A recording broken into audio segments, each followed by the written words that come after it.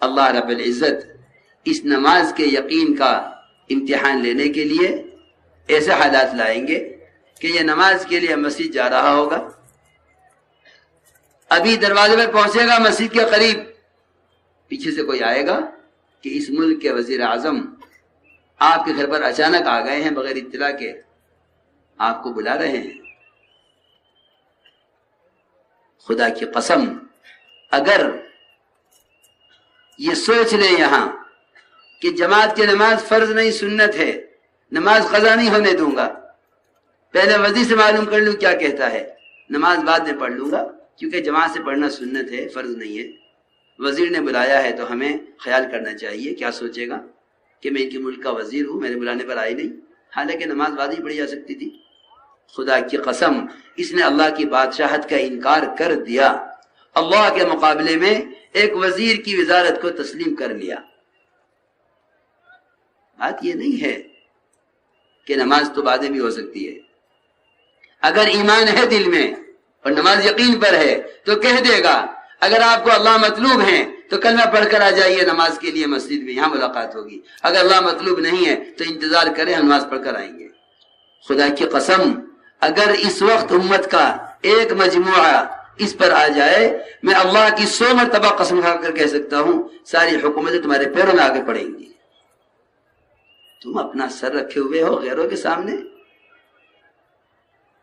فلاں مسائل، فلاں مطالبات ہمارے معبد کا مسئلہ نہیں، خدا کی قسم ہرگز نہیں، وہ تو اپنا علیہ السلام علیہ کا ملفوظ ہے۔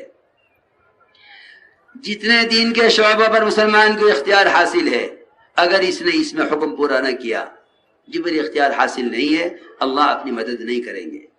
تم خود عمل میں پیچھے ہو، تم خود عمل میں پیچھے ہو، ہم تمہاری نصرت اس نور میں کیسے کر دیں جس پر تمہیں قابو نہیں ہے؟ اس لیے نماز کو یقین میں لاؤ، نماز کو یقین میں لاؤ۔ نماز کے یقین میں لانا تقریر کی چیز نہیں ہے، نماز کے یقین میں لانا کوئی تقریر کرنے کی چیز نہیں ہے۔ نماز کو یقین میں لانے کا مطلب یہ ہے کہ تو جہاں جس حال میں بھی ہے۔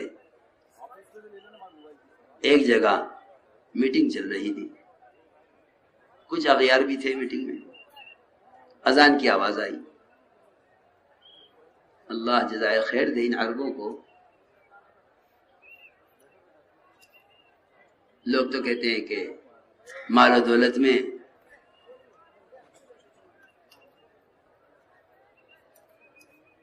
غافل پڑے ہوئے ہیں، لیکن اللہ نے ایک ایسی صفت دی ہے کہ بڑا ہو یا چھوٹا، میں نے دیکھا ہے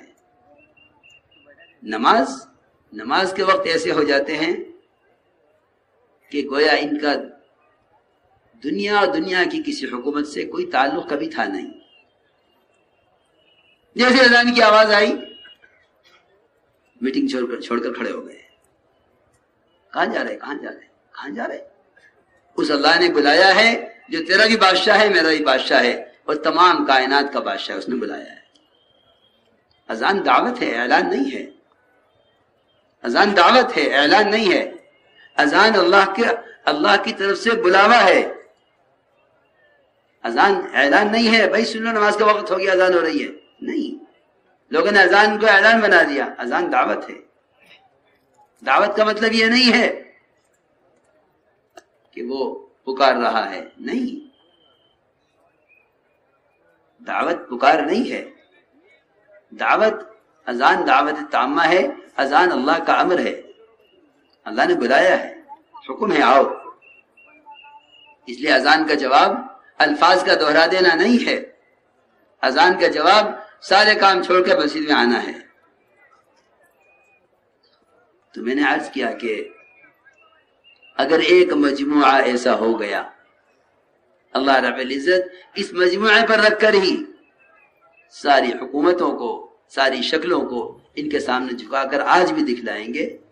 اگر ایک اکیلے تنہا صحابی پستہ قد، پھٹے ہوئے کپڑے، ٹٹو پر بیٹھ کر اگر رستم سے آنکھ میں آنکھ ڈال کے بات کر سکتے ہیں، آج دنیا میں ایسی حکومت کہیں بھی نہیں ہے، آج دنیا میں ایسی حکومت کہیں بھی نہیں ہے۔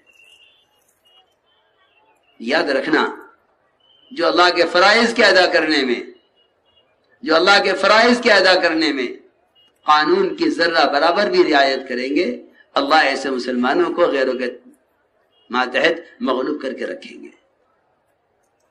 جو اللہ کے احکام کے مقابلے میں ذرہ برابر بھی اللہ کے غیر کی پرواہ کریں گے، حدیث میں ہے، جو ہمارے غیر سے امید کرتا ہے ہم اسے اپنے غیر کے حوالے کر دیتے ہیں، جو ہمارے غیر سے ڈرتا ہے ہم اپنے غیر کو اس پر مسلط کر دیتے ہیں۔ نماز کو یقین میں لاؤ، نماز کو یقین میں لاؤ۔ جب تک نماز کو سارے کائنات کے نقشوں کے مقابلے میں پیش نہیں کرو گے، ہمارے کام کرنے کا حال یہ ہے کہ بیچارہ گھبرا جائے گا، نماز تو جانتا نہیں ہے، نماز کو جنوانے کے لیے، نماز کو سمجھانے کے لیے کہہ رہے ہیں کہ ساری کائنات کے مقابلے میں نماز یقینی ہے۔ دوسری مشق نماز پر اللہ کے وعدوں کی ہو۔ حضور اکرم صلی اللہ علیہ وسلم نے اپنے صحابہ کو، اپنے گھر والوں کو، اپنے متعلقین کو نماز کے یقین پر اٹھایا۔ ایک صحابی نے سوال کیا، میں تجارت کے لیے بحرین جانا چاہتا ہوں، فرمایا پہلے 2 رکعت نماز پڑھ لو۔ تجارت سے نہیں روکا، تجارت سے روکا نہیں ہے، لیکن یہ کہہ دیا کہ تجارت سے کامیابی نہ ہوگی، کامیابی نماز سے ہوگی۔ اور یاد رکھو، جو اعمال کو اسباب پر مقدم کرتے ہیں یقین کے ساتھ، اللہ ان کو اسباب تک پہنچنے سے پہلے ہی ان کی حاجتوں میں کامیاب کر دیتے ہیں۔ جو یوں کہتے ہیں نماز بھی سبب بھی، ان کو اسباب میں کامیابی نظر نہیں آتی، باوجود عمل کے سبب میں کامیابی نظر نہ آئے گی جب تک سبب اور نماز کو برابر کا درجہ دیے ہوئے ہے۔ اس لیے کہتے ہیں اسباب کو ترک کرنے کو نہیں کہتے، اسباب مؤخر کرنے کو کہتے ہیں۔ اسباب کو پیچھے کرو، پیچھے کرو، پیچھے کرو، پیچھے کرو۔ یہاں تک بھی فرماتے ہیں عبداللہ بن مسعود رضی اللہ تعالیٰ عنہ کہ جب تمہیں کوئی حاجت پیش آئے تو اگلی فرض نماز کا انتظار کیا کرو۔ یہ نہیں اس حاجت کو اس طرح سے پورا کر لیا جائے، بلکہ فرمایا احملوا حوائجکم علی المکتوبہ، اپنی حاجتوں کو فرض نمازوں کے لیے اٹھا کر رکھو، مؤخر کرو حاجت کو۔ ظہر سے پہلے حاجت پیش آئی، کون سا سبب ہے بھائی؟ دیکھنا کیا کرنا چاہیے کہ نہیں، ابھی انتظار کر لو، ظہر کی نماز میں 1 گھنٹہ باقی ہے۔ کوئی ایسا جو سوچتا ہو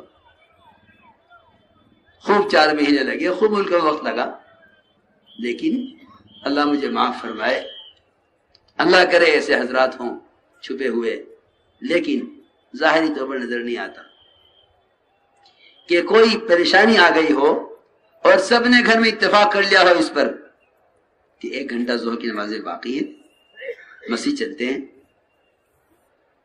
نماز کے انتظار میں بیٹھیں گے، نماز کے بعد اللہ سے کہیں گے اللہ یہ مسئلہ ہے۔ تو معمولی بات تو نہیں ہے نا، کوئی نئی بات تو نہیں ہے۔ عبداللہ بن مسعود کا قول ہے احملوا حوائجکم علی المکتوبہ، اپنی حاجتوں کو فرض نمازوں کے لیے اٹھا کر رکھو۔ یہ ہے نماز کا یقین میں لانا کہ حاجتوں کو پورا کرنے کے لیے اسباب کو مؤخر کرتے چلے جاؤ، حاجت کو مؤخر کرتے چلے جاؤ یہاں تک کہ نماز کا وقت آ جائے، پھر نماز پڑھ کر اللہ سے مانگو۔